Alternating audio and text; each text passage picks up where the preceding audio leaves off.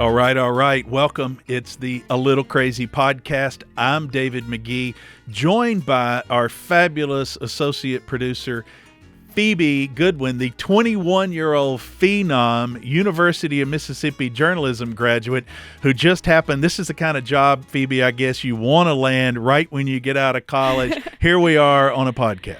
Hey, David. It's good to be here. Thanks for having me. Yeah. And this is your first time back in the studio in quite some time. So tell me about that. Yeah, How are you feeling? It is a big deal. Thank you. So once upon a time, I hosted this small national cable television show. It was on 2 hours a day. I was on channel 250 in Los Angeles, channel 212. But you were still there. I was there. and that was before social media. So it was on this network called the American Life Network, and it was the David Magee Show. My goodness. Things weren't going well. Right. On one hand, I had an agent telling me my career was taking off and I was about to be a big deal, but it wasn't working well for me. And I was more thinking, literally, I might jump out the window. Mm-hmm. And so then I end up off the show, and I said, well, I'm going to go behind the scenes and come back in management. As I started my life over and rebuilt it, I said, I will never come back on the air unless I feel like I'm in the right spot for me, unless I feel like I have something to say that's valuable to others. And here we are. I guess it's time. And now it's not even a big deal because there was no such thing as a podcast then. But now anybody and everybody, I think there's like 3,000 or 4,000 a day that come online. It was hard to get a cable TV show, but it wasn't good. Now I guess anybody can have a podcast, but this is the right time, the right place. And I remember when I first was getting back on my feet, I was like, oh, I got to get a microphone back in my hand. So it's time. It's time. And speaking of a little crazy, I'm going to be interviewing you today. That is. Did they prepare you for that in journalism school? I guess we'll see. Okay, so that's our first guest. It's me, and the one and only Phoebe Goodwin will interview me. We're going to have that. Stick around. All right, David, we're back. And your book, A Little Crazy, which is a memoir about finding joy and purpose amid the madness, comes out in 1 week. I know. 1 week. I'm holding my breath. And anyone can go order it anywhere, pre-order. So click and buy a bunch. Go ahead and click and buy while it's on there, so we can keep doing this. Yes, we need that. And so when you write a book about losing your mind something and losing your mind, you know, you find this book about finding joy and purpose, it means you've lost it.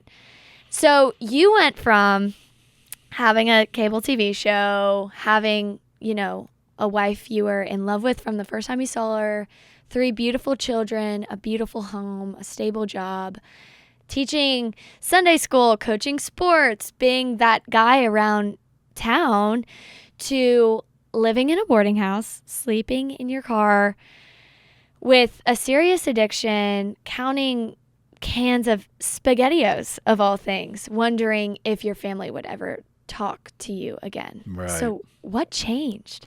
Yeah. Well, fortunately, when I was living, and you're right about all of that, fortunately, when I was living in the boarding house and counting the cans of SpaghettiOs, I'd gotten back on my feet. I'd quit the prescription Adderall. I was quitting drinking, and I'd quit infidelity, which actually was probably the bigger part of that just ruined me, because you just feel so much shame and so bad.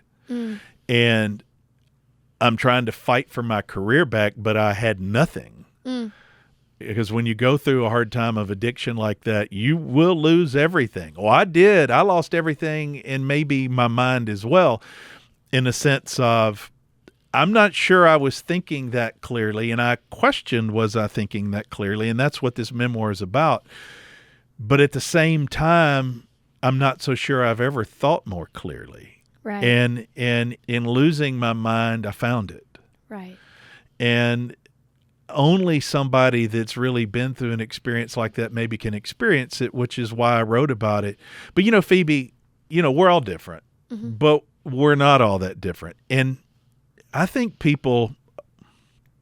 why I wrote this book, I think most every human has a period or periods where they either have a moment that feels like they're disconnected from the world around them, and they're kind of saying, am I here? Right. Is this real? Yeah.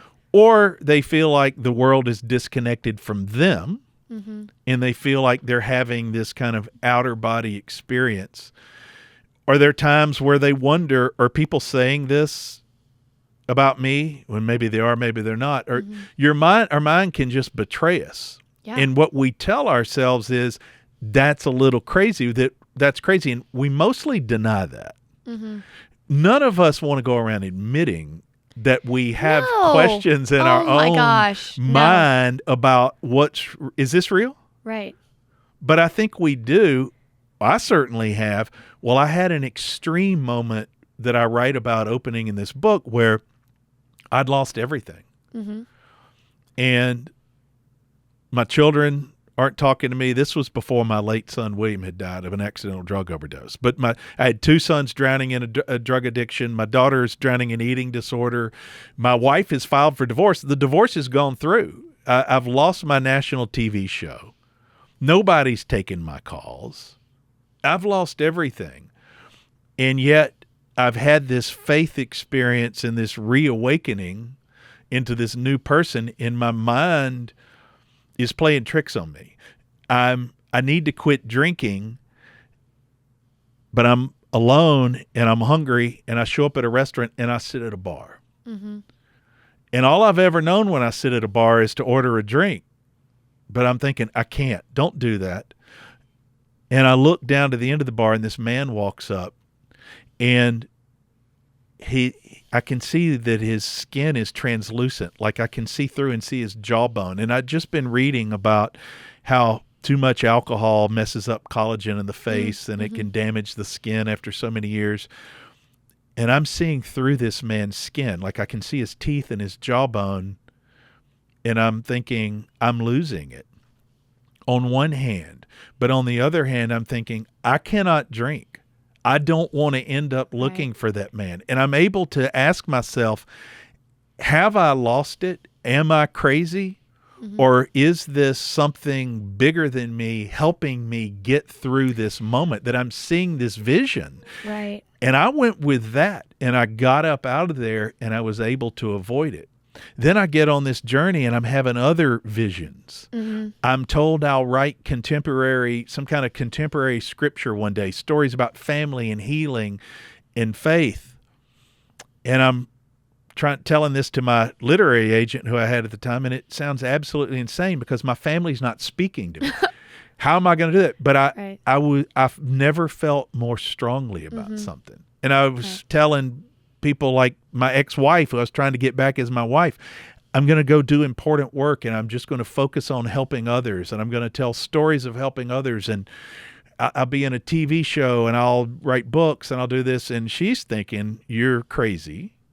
A little crazy. A little crazy for sure. But also she's thinking, he's never spoken to me this way. Right. And I see something different.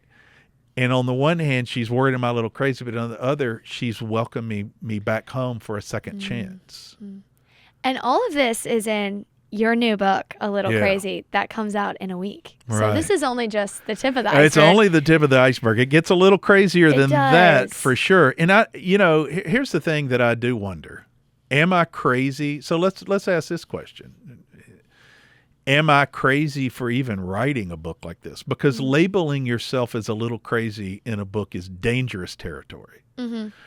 Professionally, how people see you, because we are taught and ingrained in this life to deny any crazy. We are taught and ingrained in this life to prove we are as status quo gets, that's the only normalcy out there. Right. That's what we are trained. Yet reality shows faith in general. Like if we want to start questioning that, it takes some faith and a little bit of crazy to believe in things that you're not always going to see, that you're not always going to experience. And I think that for me there's a line I heard. I wish this was my line. It's not, but it's along the lines of, when the rivers of imagination and reality run parallel alongside one another. The intersection where they meet is faith. And I was in that. I was in this imaginative, enlightened space that my mind had never been so electrified. And in one hand, it seemed crazy. And so that's what I'm writing about. But here's the reality. That was the most truth I'd ever experienced in my life. In this other world that I'd been trying to pretend to live in, that's what was crazy. You follow me? Yes, and when you finally strip yourself of the layers and the mask and almost the protection of wealth, family, success, status, and I am a good guy. People think I'm a good guy, so I am a good guy. But when underneath you're just a scared little 15-year-old, you know, back in your adopted family's home, and you're like, who am I? That's in that moment, and you talk about this so well in the book of, it was when I had nothing that I came to this sense of, you know, who am I? Who am I? And I found everything because I began Absolutely. to think like, you know what? I'm a man walking this earth and I'm okay. Yeah. I'm okay. Sure, I've done things to others. Things have been done to me. I have to practice forgiveness. I have to believe it. And again, those two rivers, faith is what gave me the confidence to walk in them. So when I'm speaking and it sounds crazy for the first time in my life that I ever had the confidence to speak that crazy. And again, it was actual truth. Everything, by the way, let me be clear. Here's what the book is about in a lot of respects. Everything I imagined has since come true. Right. It wasn't crazy at all. But it was in that moment where I'm speaking it and feeling it that it feels like insanity. When the truth is I'd been living insanity for so many years, not speaking my truth, running from everything, trying to be something I'm not, that I wasn't. And, you know, it's interesting. So let's take depression as one example. I think, Phoebe, when I look back at my life, I was in denial. You know, I was this adopted child, adopted into a hard home where I never quite fit. That doesn't mean that there weren't moments of joy in that house. There were. I mean, I want to be clear, there were, but there was a lot of hard. But in that, I developed in the lack of identity. I had somebody, it wasn't my name. It wasn't who I was.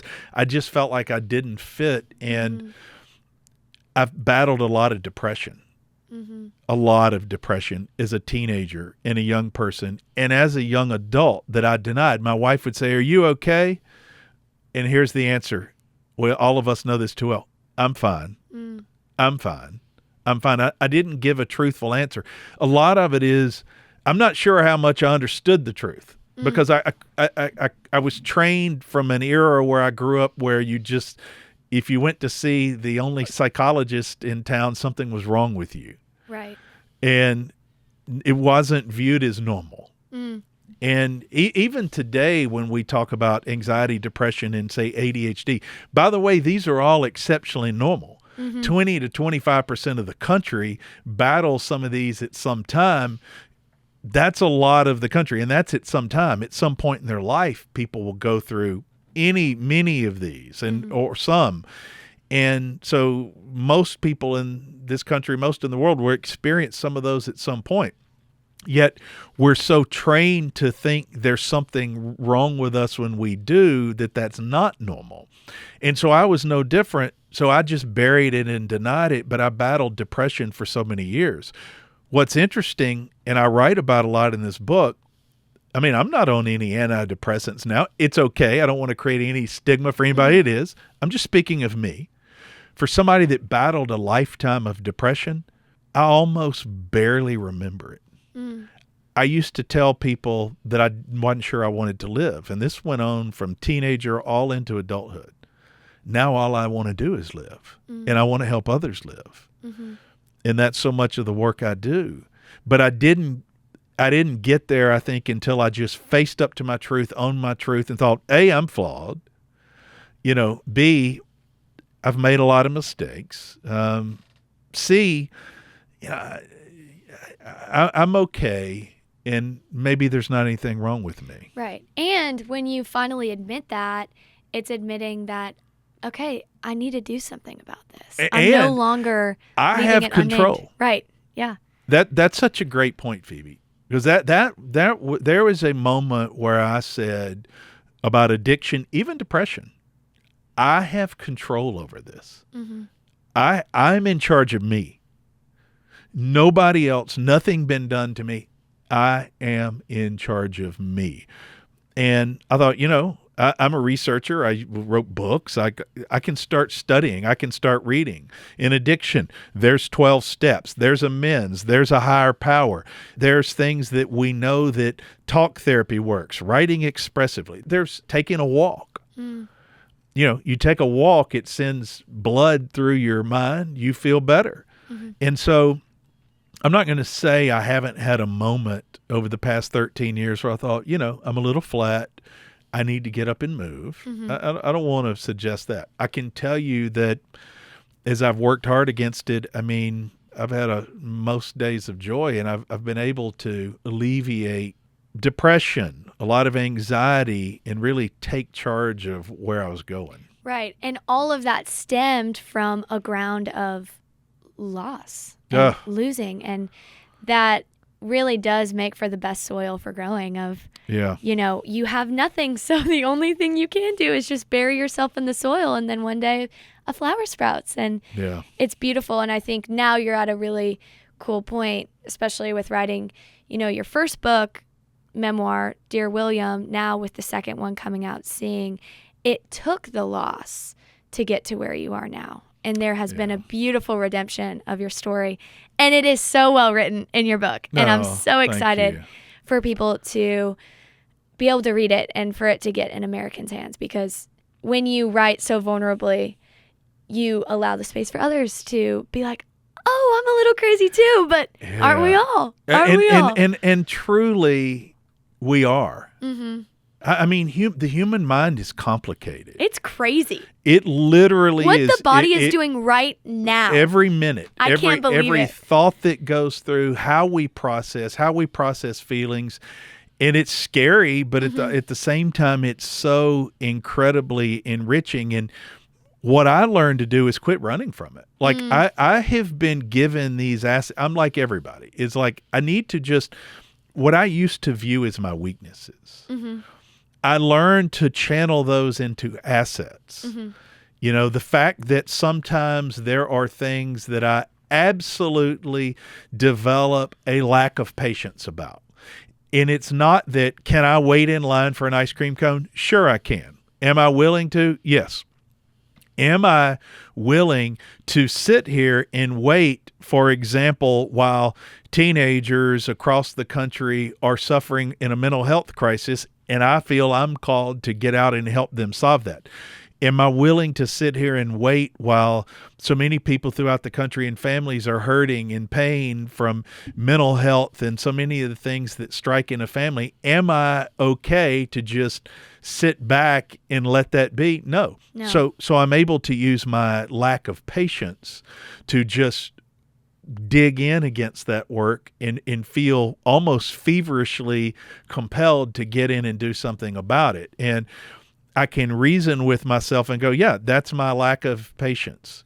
But that's where it's good. So right. I don't want to get on medication and mute that. I don't want to destroy the very best thing that I've been given. Absolutely.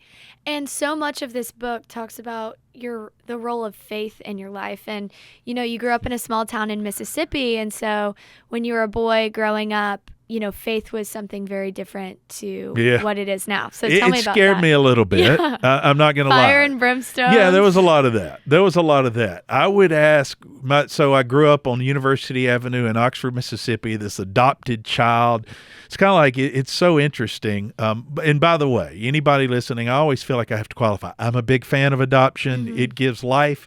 Look, if you have an adopted child, bless you. That child needs you. And if you've been adopted, look, it's so important. For me, though, it doesn't deny the fact that something real happens in that transference, and it was no different for me. And so it's like the stork drops me into this house, 814 University Avenue, Oxford, Mississippi. And right down the street, I'm in this home of this college professor in this college town, and right down the street, he's the organist at the local Baptist church, which is a great church, and it was fine. But back in the day, it was just different. And there was a lot of, hellfire and brimstone, and I remember being scared. And I remember asking a lot of questions like, am I going to burn if I'm doing something wrong? And I just didn't really understand what that was about. And, there was a lot going on in my house that was dark. My father was a deacon in the church, and he played the organ. But guess what? One day I wake up, and he's no longer a deacon, and he's no longer playing the organ. Mm. And he had some secrets and things that he battled. And I'm just a child, and I couldn't put my finger on all of it. But I know. Mm. I know something is going on. And they weren't talking about the church in the same way in my household. So it was this place of tension and this place of where we were marched all the time. And I'm in Sunday school classes and orange juice and saltine crackers, and it is hellfire and brimstone. And I'm scared and trying to find my way, and don't let me burn. Don't let me burn. And then all of a sudden, things have gone wrong in our family. And I'm afraid, is somebody going to burn? Because something's gone down. And it was such a complicated time for me, and I was nervous, and I felt insecure, and I felt like I was in the wrong house, and I didn't understand what was going on. And, the thing is, that was just an experience that was put before me that I look back now, and it was challenging. Mm-hmm. But I have to tell you, it's like so many experiences in life. It was an important part of my growing. Mm-hmm. It was an important part of my learning. Mm-hmm. And I have to tell you, I heard things in there that stuck with me in a positive way. Mm. I absolutely did. Mm-hmm. And when I'm at a crisis later in life and I'm on my knees, and, I've written about that in my books, I knew where to turn, and I had something to come back to, and it was grace. Mm. It was the most incredible, giving, and loving and experience of grace, and it was totally different. And totally undeserving. Yeah, and it just, freed me and from the hellfire and brimstone I'd been living. And, so a lot I write about in that is when that starts happening to me, I've been this guy who'd been out there as a professional writing. I had a best-selling book in India. I'm going on CNBC multiple times a week as an expert. And I'm at cocktail parties in the community, and I feel really big about myself, and I'm hosting this national TV show. But I actually feel terrible about myself at the same time. I have no foundation in me, and I'm seeking affirmation falsely on every corner, out there when it's offered up. But then my life starts to change, and I finally begin to find a purpose. That I've been given gifts as a storyteller to help others improve their lives, and I've been through this journey for a reason. I'm going to do something positive with it. Right. But when it first starts happening and I'm talking it sounds a little crazy. Right. Because that was 13 years ago. And I said, I'm going to go do these things. Well, guess what? Today, I've helped create a university center for student well-being, which is, not bad considering I was a guy that just barely got out of college with a bachelor's degree. And I have been able to come to writing the books. That doesn't mean I've figured it all out, but so much of what I heard in that awakening, I've been able to go do. Right. And it shows the power of grace. And when you realize a lot of times the person you need saving from is yourself. Yeah. And when you sink into something so much bigger and so much deeper, there's this freedom to live no longer for yourself. Yeah. And, look at all the amazing things that can be done through you when you finally look away from yourself. Others. Right. Yes. Look to others and use your loss to now, you've used your stories family with loss, addiction, divorce, all of this stuff to now relate to almost every American who has dealt with at least one thing. Well, they have. Right.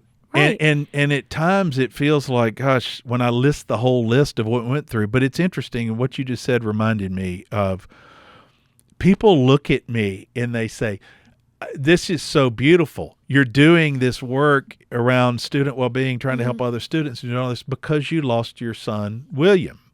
What's interesting is I had this calling and this whole movement happen to me before we lost William. It was my journey. It was my journey. You know, I was the person in college. I mean, I had multiple job offers. I worked for some larger daily newspapers when I was in college as a student. I mean, I had something as a journalist storyteller. There was something there. People would ask me to speak even in college. Come be an MC or do this. You know, I was a commercial radio station disc jockey. So it wasn't like, I mean, I had some ability that somebody saw even at a young age to begin getting out there. But it wasn't the time. Much like you sitting here now where but this is the time and it's the right place. But for me, the difference is what we're doing now. I didn't have a mission with that. So you notice what I listed, none of those were connected. Fine. You know, it was just me talking or me writing. And that's fine for some people. For me, as this adopted child who'd sought identity and had whatever carved into my soul that was carved into it, it created a deep need and yearning in me to be able to have impact with storytelling. And so I'm out there doing the storytelling that I can't even connect to. And it eventually was the end of me. And I felt so bad about it. I just felt like such an incredible failure that I thought, I cannot tell a single other story ever again. It's no good. I'm no good. I can't do it. And I was at war with that. So when a friend calls me to a cocktail party, I'm in. And I'm over there in the corner thinking I'm very funny. And, you know, maybe they think I'm a nice person. I was nice enough, but it was more about my distraction and my amusement than it was about others. It was not about others. Sure, I cared about others and I liked others, but it wasn't about others. And when I had this awakening, it was like, A, I can't do this alone. B, I don't want to do it alone. Right. I don't want to do this podcast alone. I don't want to do life alone. I want my wife. I want my family. I want my grandchildren to come, who are here now. But these were all the things I experienced. And I actually decided, it's funny, like when thinking about, it's like, let's say doing this podcast. You know, I have very specific plans of like, I will have somebody here with me doing it. I will have, you know, other work that I do. Now, I'm very intentional about aligning with other people and doing this work with others. And I write about that a lot in this memoir, A Little Crazy. You'll see the word others probably show up 40 times. And I'm not kidding. I think maybe one time I did a search because that was my epiphany. That was my epiphany. We're stronger connected. Absolutely. And other people help shape us. They give us insight. And I have to be willing to listen to that. I have to be smart enough to hear that. Right. And also, it's just better not just being so alone out there. Yes. And what you're saying about calling is, I heard someone one time say calling is when your passions and your gifts collide. And so I feel like there are so many times in the book you see like your gift is there of writing and storytelling, but the passion just hasn't clicked yet. And so when you have this moment, which you can read about in your new book that comes out in 1 week, about, you know, oh, this is what I care about most. When you don't have anything, right, you realize this is what I care about. This is what I want, because you have nothing guarding you, you know? And I think from then on in the book, it's just this, you know, rocky but upward climb. But I'm at war. I'm at war to be able to pursue my passion, to pursue my dream. And I think we're sold a bad bill of goods. We are told and sold that we will separate and divide. We will have a family and friends, and that's over here. and you will have work, and that's over here. And maybe that's the way it is for some people. But if we want to get the richness out of life, maybe it's all the same. Maybe why does it have to be divided? Can't we Right. just spill our passion into everything? You Yeah. know, And we need each other. Well, absolutely we need do. each other. Humans were not designed to be alone, you know, and they weren't designed to do it alone. And engagement, you know, there can be too much.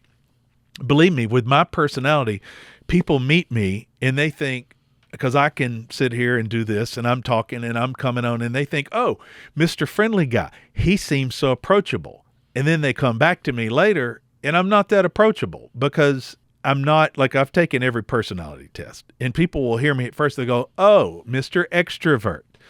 No, I'm neither extrovert nor introvert, though I have moments of introvert. Right. I'm an ambivert. I'm in between. I've had moments of paralysis before where it's time to go to a party and I can't even go. And I tell that to people. They're like, what? You're like Friendly Guy. I'm like, no, I'm not. I'm so scared at times of my own shadow.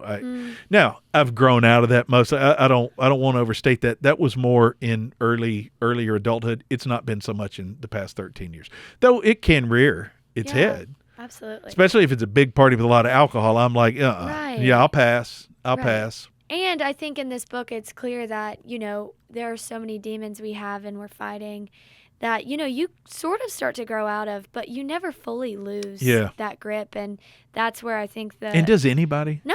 Because no. I'm just curious. If you do, if you right. have not a single demon, go sign up for our newsletter at right, alittlecrazy.com and we'll get you report a that. prize. We'll get you a big old prize. I want to hear that story, because I don't think that exists. No, Because our mind will betray us. absolutely. You know, and it's why family fights. The family love each other and they're the same blood, but their mind betrays them. They feel something's out of balance.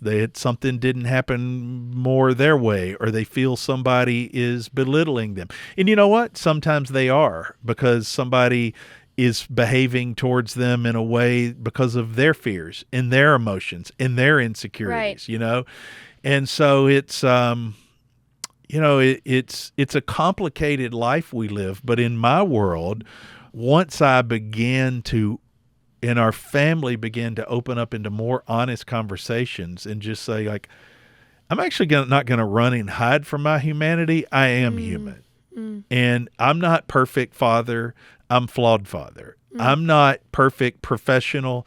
I'm flawed professional. But guess what? You give that flawed professional a chance, you're really going to like what you get, because that flawed guy's got some power to get some things done also. Right. You know, and so part of it is I've had to learn how to better manage my challenges and weaknesses. And then when you do that, and also just let it flow from what I do in family to work, just kind of like, I got one shot in this earth, and this is my passion, and it's just kind of what I do everywhere. Right. And that's a beautiful story. And I'm so excited for everyone to be able to read more about your life and see the bravery of your vulnerability in your writing. And it's really wonderful. And so I'm Thank so you. excited for I hope some men, you know, I hope men will read it. Men don't like to, women still read more hardcover books. Did you know that? If you look at the hardcover book, women are an easier sell for a hardcover book. But interesting. yeah, and actually, you want to know a little secret? More of my readers, I think, on Dear William, my memoir, were women. Interesting. And do you know why? Would you hazard a guess? I don't know. I think it's because, and it hurts me for them, I think it's because I write as a vulnerable man and as a vulnerable father and as a vulnerable husband, and I think a lot of them wish they had more vulnerability out of their spouse. And so my challenge is, maybe a lot of women should go by it and just kind of slide it over to the table and see if a man will pick it up, because more of my readers who engage with me are women, but actually it's more men that need to read it. Yes, and seeing the vulnerability from a man's perspective is so powerful. So hopefully we'll be seeing And rare. And it's hard. Yes. And I only got there by accident, because I just lost everything, and I thought, You had no choice. I actually had no choice. I did it. I started practicing it selfishly because I had no choice. I'd lost everything. I'm divorced and I want my wife back. And I know that I only have one chance, and that's to be vulnerable and be truthful. And so I did it out of desperation. Also professionally, when you take a fall like I did, for people to trust me again, I had to be vulnerable. So I began it selfishly because I wanted my career back. I wanted my wife back. And then this magic happened. I started practicing it and working at it, and it worked in getting me these things that I wanted, that I really wanted. But what it gave me was the thing that I really actually always wanted, which was self-understanding and self-peace. And that really unlocked some joy and sustainable joy and a confidence about myself and an understanding about myself I never had before. It changed my life. That's awesome. It changed my life. Well, that's amazing. And it's really cool for someone to be able to say that. So hopefully we'll be seeing some copies of A Little Crazy on men's side tables. Those little gifts from their daughters and wives and anyone listening to this podcast. There you go. And to end today's episode, I want to bring you all the way back to your childhood. You know, you've just talked about, I never thought this was something I would have. Yeah. So maybe enter back into child David living on happy university. Child David, not depressed child David. Yeah. Okay, happy child David. Not, yes.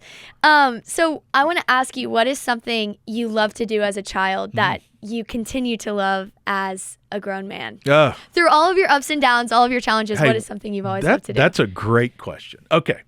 So when I was a child, I'm adopted. I get dropped into this professor's home on University Avenue, and right just a couple of blocks up the street is the University of Mississippi. And I'm a child. One of the most beautiful in the country. Unbelievable. It's unbelievably beautiful. And I live on University Avenue, this gateway to the university. And so once in the mid-'70s, I was a latchkey kid like a lot of my neighborhood friends. I mean, once we were in 8, 9, 10, as long as we were home by dark, and not even always then, I mean, we could go do whatever we wanted and did. And so for me, that university campus, late afternoons when the classes were done and it was quiet, or holidays, or like the summertime, it was kind of my Disney World, these big, beautiful buildings, and we'd go get into the basketball arena and go play basketball. And there was a Coke machine in the School of Education we knew just how to jiggle to get free drinks out of, and a snack machine, like this new snack had come out nobody had ever heard of. It was called Twix. And it was so magical, this chocolate and caramel and a little crunchy cookie. And we found a vending machine they built this new student union, and it was a vending machine. We figured out how to poke the little spindle of a little round machine and give it a poke, and a Twix would fall out. Oh, come on. So we would get a free Twix. And now today, so that was this, the university was, I grew up in a lot of ways at the university swimming pool with friends. Maybe I kissed my first girl at a very young age somewhere on campus. I met my wife on campus as a college freshman later. And it's where my son Hudson had an accident and almost died on campus. I mean, the university's been such a place where my life has just cycled through, all in the best of ways. Just so much growth. He came back to life, so it's a happy story. But I go to that campus today when it's quiet, and my wife and I often walk through and hear the bells at the chapel ring, or I still explore and I still look around in wonderment because people come there to learn, and that's where I learned, and just it meant so much to me when I was a little kid. It felt like the most important place in the world, and it still feels like that. And I know others that live by other college campuses or love to go visit college campuses. I know they feel the same way. Yeah. Whenever I'm traveling, and other people do this and they have their own reasons, I think some of them do it for sports reasons. It's not it. The stadium's not always the first thing I'm looking at. Anytime I get near any campus, even a small private liberal arts college or a big university, if I'm in some community I haven't been to and there's any college campus of any size anywhere near, I'm getting there. And all I want to do is just walk. And so that was a great question. That's Do you my still life. steal snacks from the vending machine? No. I'm such a rule follower that it's funny that I broke those rules earlier. And when also there was a building once that looked like it was going to be abandoned on campus, and my friends and I took rocks and broke out all the windows. And it's so sad because it was an old building and it had a lot of this wavy old antique glass. You should not have said that Well, on here. because somebody I'd heard my parents talk about who worked on campus, they thought they were going to tear it down and build another building. Bad news. They didn't. They didn't tear it down, and I have to pass that building on. I take a walk and Which I one walk is by it? that. I'm not going to divulge because Don't it's tell us. missing some of its original wavy windows. Do you understand? I'm not even sure I can tell you. Please don't. It makes me I'll be very sad. scarred. They didn't tear it down, and it's missing some of its precious windows. And I took a few out, and I'm so sorry. I'm trying to give back to the Well, university. this is your redemption story, Well, so. you can redeem yourself, but it's better just to admit the truth. I'm not going to tell you what building it was, but I'm admitting having done it. When we come back, though, I'm going to ask you a question. We have what we call the back porch on the Little Crazy podcast. It'll be just a few minutes, but Phoebe and I will head to the back porch, and I'm going to ask her a couple of questions, so stick around. Welcome back. All right, A Little Crazy. Thanks for joining us. I mean, you being here with us matters so much, and I hope you will share about the A Little Crazy podcast. Tell your friends. Like us on Spotify, any of the places. It takes a village. It takes others. It takes a village. It takes others if we're going to do this. Absolutely. Okay, Phoebe. So now I get to interview you briefly, and here's my question. So you recently graduated, University of Mississippi. I met you because you are a friend of my niece who just graduated from the university, and you were a journalism major. I was. So was I. We have that in common. I was some years before you, decades before you. Not that many. No, a lot. I was before you. But we were both journalism graduates of the University of Mississippi. But here's the thing. In my era, that was an aspirational deal. Right. People journalism in some circles can be a dirty word. I don't believe that. I don't believe that. I think people get that wrong. You come here to the university and you major in journalism. What is it about storytelling that compels you? What makes you want to get into storytelling? Well, I remember from a really young age, I was always so drawn to stories. I remember, I grew up and me and my little sister shared a bedroom. And so my parents would faithfully come in every night and read us stories from the Jesus Storybook Bible or, picture books. And there came a time when I was probably 8 or 9 when I was so bored of the storybooks. I could recite them with my parents. I knew the pictures. I could draw them in my brain. And so I remember sitting up proudly in my pinstripe pajamas, and instead of asking my dad to read my favorite book, I asked him to tell me a story about when he was my age.